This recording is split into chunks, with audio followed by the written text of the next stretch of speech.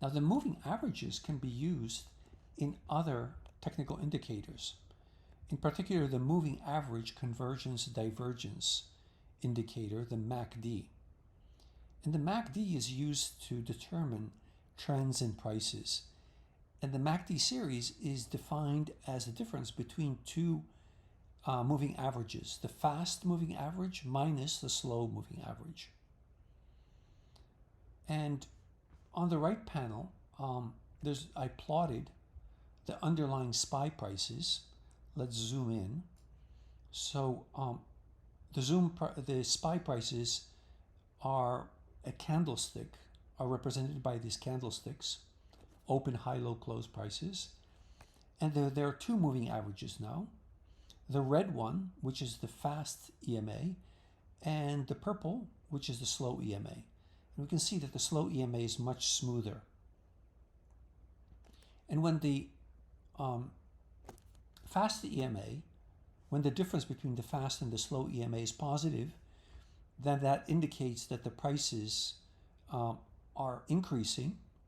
And when it's the MACD series is negative, that indicates that the prices are decreasing.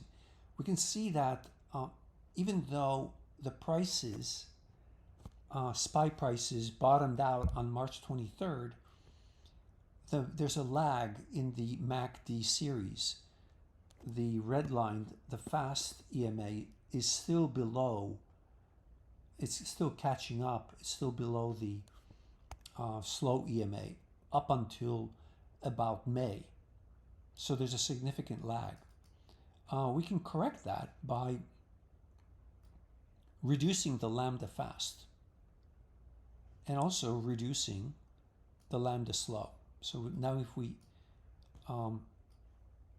zoom in, we can see that the MACD series catches up, changes sign much faster. It catches sign, changes sign around April now. But the downside is that it also wiggles quite a bit. It changes sign back and forth, creating false positive signals. So to overcome that, there's a third moving average in the MACD indicator, and that is the lambda, the moving average of the MACD series is equal to the MACD signal. So the MACD signal is equal to the moving average of the MACD series. So the third lambda parameter controls this moving average. And then there's, to improve the signal, we take the difference between the MACD series, MACD, minus the MACD signal. So here on the right panel, I've illustrated what happens. The red line is the MACD series, which is the difference of two moving averages. And then the MACD signals, the MACD signal is the purple, the darker line. And the difference between the two, the MACD divergence, are the blue bars. So we can see now that the blue bars change sign when prices start rising. Pretty much very close to where the prices start rising. So the prices bottom out maybe in mid-March, and by the beginning of April, the MACD divergence is already switching sign to indicate the prices started rising. There is, though, a lag just as before. Okay, because the prices actually bottomed out on March 20th. And the MACD divergence didn't switch sign until April 3rd. So about 2 weeks lag. We can reduce that lag by decreasing the lambda.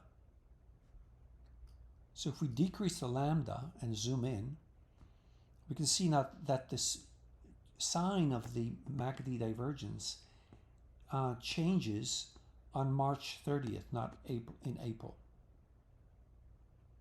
So by controlling these three lambda parameters, we can create a MACD divergence that closely follows the direction of the prices.